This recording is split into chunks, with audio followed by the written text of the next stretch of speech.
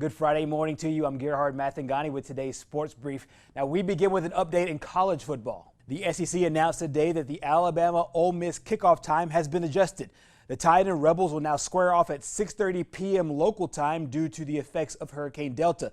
The game was originally scheduled to start at 5, but the change was made to provide a forecast for better game conditions.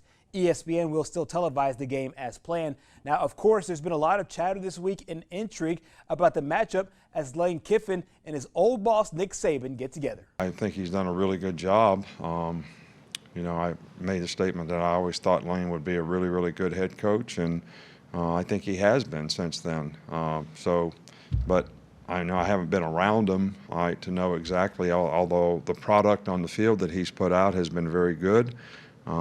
In terms of the last couple of years where he's been a head coach, and certainly so far this year, they have played extremely well. Well, all these people that say it's an advantage because I worked with him, and so I don't really understand that because he's 20-0 against coaches that worked for him. So if you working for him gives you an advantage, that's you're not a very good gambler then, if that's what you say, because 20-0 is a pretty strong record. Meanwhile, the Auburn Tigers return home for a pivotal SEC West matchup.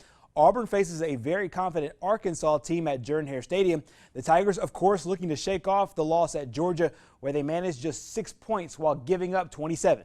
We all know, our performance Saturday wasn't Auburn football to the standard that we should have played at. But we're looking past that; it's behind us now, and we looking at it to just learn from the mistakes that we made to make sure that we don't have a bust like that again. We got to keep developing. I mean, we've got to get better, and so that's what we're going to continue to do. So we're going to practice and practice with a mindset that we got to improve. Our guys understand that, and they will.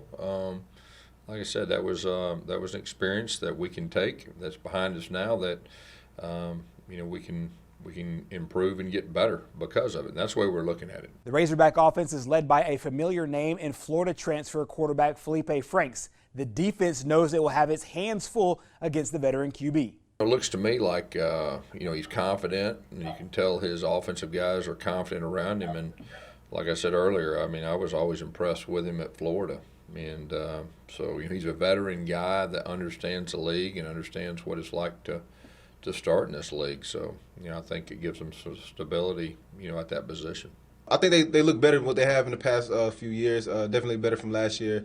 They got a new quarterback in Felipe Franks. He's a really talented guy, and I think he's brought that offense together and got those guys to play hard and play together. So I think it's going to be a pretty good game for us, and we're going to have to give them all we got because I know we're going to get their best shot. The Tigers and Razorbacks square off at 3 o'clock on ESPN. Meanwhile, Troy will get back to action for the first time in 2 weeks. The Trojans will host Texas State in the home opener at Veterans Memorial Stadium tomorrow. The Bobcats are 1-3, and they're coming off a 3-point loss at Boston College. Now, Troy blasted Texas State 63-27 last season, but head coach Chip Lindsey says he sees a completely different and improved team on film. I think Texas State, when you look at them, they're one of the most improved teams in the country. I think when you look at the body of work from last year to where they are now, Jake Spavital's their head coach, a really good friend of mine, and he's really doing a nice job there as far as getting some different players in there. I know they've really turned their roster over, it looks like. I think we got to expect a really a different team than we played last year when we went out there. And I think our players understand that. We got a lot of respect for these guys, and looking forward to playing here in the Vet. I think that's what our players are really most excited about. It feels like we hadn't played here in forever, and here we are the second week of October, and we're in the Vet. The Trojans and Bobcats will square off Saturday at 2:30 in Troy. And finally, the NASCAR Hall of Fame announced that it will postpone its induction ceremony for the class of 2021. That ceremony was set for February 5th, 2021, now expected to be early 2022. The class of 2021 includes iconic figures like Dale Earnhardt Jr. and Red Farmer.